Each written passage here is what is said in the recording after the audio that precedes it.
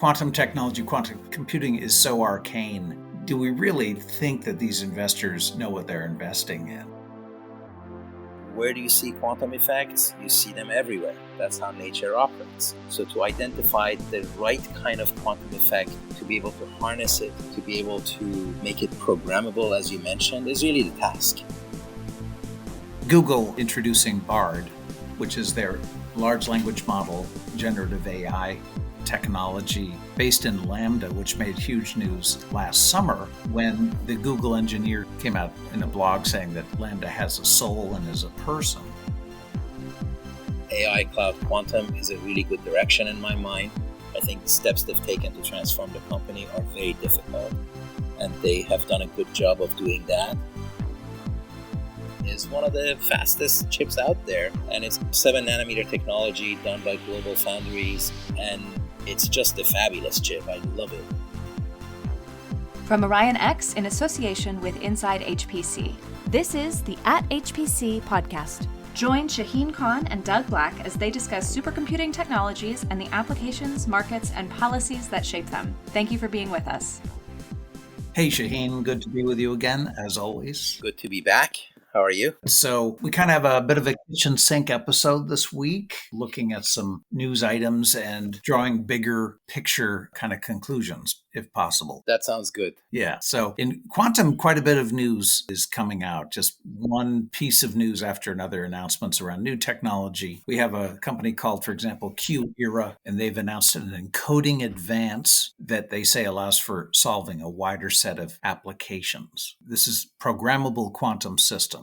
And then, for example, we have Raj Hazra, who is an HPC industry veteran, 25 years at Intel, really Mr. HPC to a great degree at Intel. Then he went to Micron and was pretty senior there. But now he's showing up. He's just been announced as the new CEO of Quantinuum, which is a very interesting company. That's the merger of Honeywell Quantum Solutions and Cambridge Quantum. So they're a heavyweight in this industry. Very much. And then lastly, I'll get through this very quickly. Quantum Brilliance, an Australian quantum company, they've raised $18 million US. This is a company that uses synthetic diamonds to operate at room temperature, quantum systems at room temperature in any environment. So I think you had some thoughts on all of this. It is an area that we track.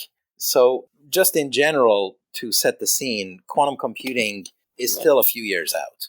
Lots of progress. I think we averted quantum winter last year, but we're not immune to it this year. Money continues to roll in. As I like to say, where do you see quantum effects? You see them everywhere. That's how nature operates. So to identify the right kind of quantum effect, to be able to harness it, to be able to make it programmable, as you mentioned, is really the task. And as a result, you've got a half a dozen different approaches to it, from trapped ions to superconducting to neutral atoms to photonics to synthetic diamonds, as you mentioned. And it's hard to know which one is going to win out.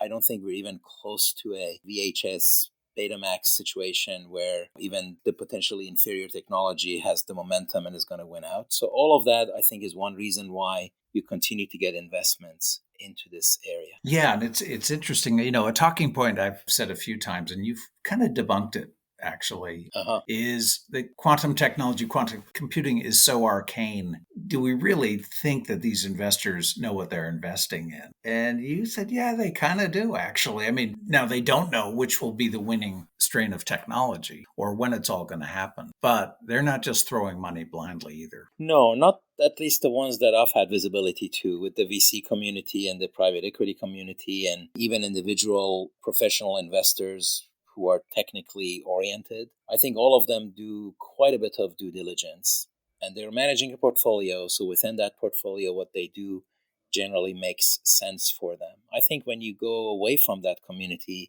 and you talk about the general public, or you talk about some of the politicians, not all of them, because some of them have very superb staff that works with them and for them and can do all the staff work to make sure that they're on the right side of the science, then it becomes a little bit murkier. And of course, as our last episode with Satoshi-san and Torsten indicated, there is a bunch of myths and hypes and, legends in the market that their papers so eloquently instigates a discussion about. Yeah. Now there could be issues around the typical expectation timelines for venture investments to pay out. And with quantum, we know we're looking at a pretty long-term investment time frame. On the other hand, there is real work being done in quantum right now. So who knows? Yeah, definitely. I can rattle off. And in fact, to our listeners, if you have not listened to the episode that we did with Brookhaven National Lab, please do. We covered quantum sensing, quantum communication, as well as quantum computing. And you can see all of them at a place like Brookhaven. And monetization and the end user revenue is different for each one of those. And so definitely a very good episode. But the US has the National Quantum Initiative that has a lot of money behind it. Just in the past month, you've had Oxford Ionics raise £30 million for trapped ion. IonQ, one of the early SPAC movers, they were like really early in the SPAC funding methodology, really combining financial engineering with actual engineering, which is kind of the name of the game many times. So they acquired some assets of a company called Entangled Networks in Toronto. So they have a presence in a hotbed of quantum technology there. They have facilities in Seattle. Canada, as a country, announced a national quantum strategy with $360 million over 7 years, looking at R&D, looking at talent and retaining talent in Canada, as well as commercialization. Like literally a week before or after that, they announced $40 million into Xanadu, one of the leading photonics quantum computers based in Toronto. A couple of years ago, they put another $40 million in D-Wave, the original quantum computing company out of Western Canada. In France, we have Pascal, another neutral atom company, raised 100 million euros. Another new company called Wellink, W-L-I-N-Q. You must have a Q in your name in this business. Raised 5 million euros in pre-seed, also neutral atoms. And then there was finally some news out of China. A company called Turingo said that they've raised hundreds of millions of dollars, but they didn't say exactly how much. So money continues to pour in is the point. And I think money continues to pour in because, as we've discussed before, companies, countries, organizations cannot afford not to play. And in the grand scheme of things, 50, 100, 200 feels like the price of admission. Well, from a national security and overall competitiveness perspective, I mean, this is another area of competition with China. And you do hear voices of alarm, I guess you could say, that we have to be there. We have to be competitive. If China stole a march on us on quantum, that could be a big problem. Yeah, absolutely. It's a mandatory. Now, before we move off of the quantum thread, I want to point out the HPC connection. We talked about Raj joining Quantinium, and of course, he's got HPC chops.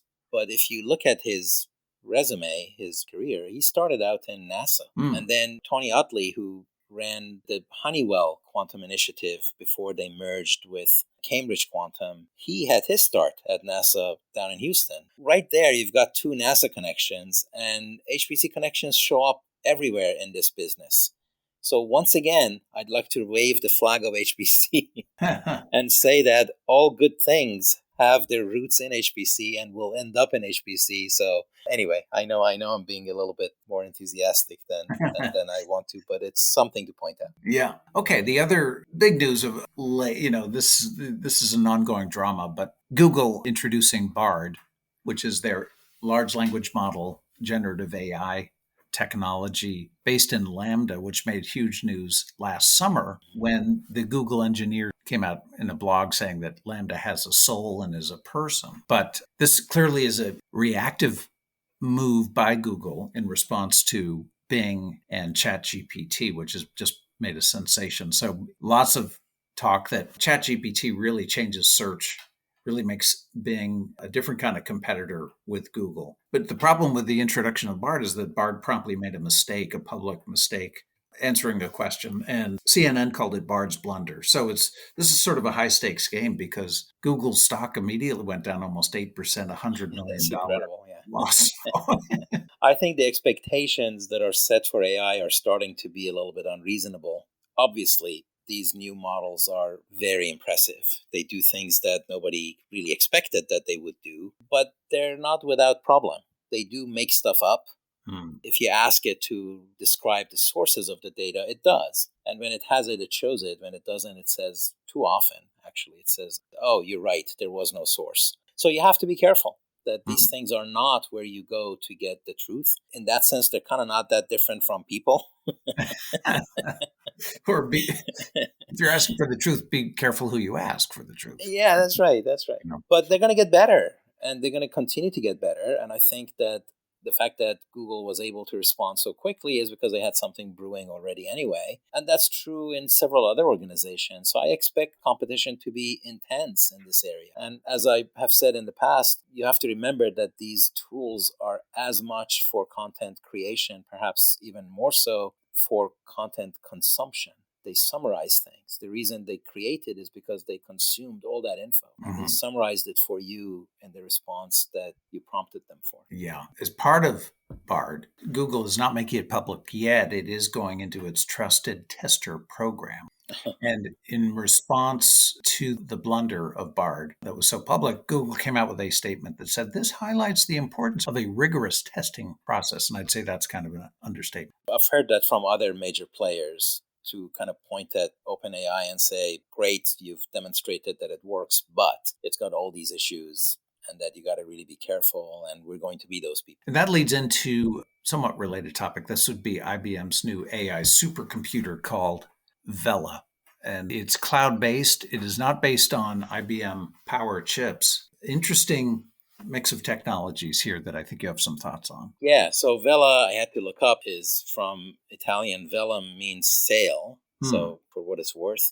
I thought that the system is really interesting, that the fact that it's VM-based and they put some effort into reducing the overhead of a VM-based system down to something that they claimed was 5%, which is probably as low as you can get. And it gives you essentially the benefits of bare metal plus the advantages of the VM base. So that was kudos to them. The configuration, as you mentioned, is very interesting because they've got 2 second-generation Xeons as well as 8 NVIDIA A100s per node, plus 1.5 terabytes of DRAM and another 3.2 terabytes of NVMe. So these are really hefty nodes. And of course, the other interesting part was that they're using 100 gig Ethernet rather than InfiniBand. So that's also very interesting. Yeah, and we've certainly seen many instances of AI supercomputers pop up. For example, Perlmutter. And I wonder how this differs from that. Now, this is cloud-based, but just in terms of its overall capabilities, might be an interesting comparison. Perlmutter, of course, also NVIDIA-based. Right on. I think sort of a question it begs is that why did you not use Power 10?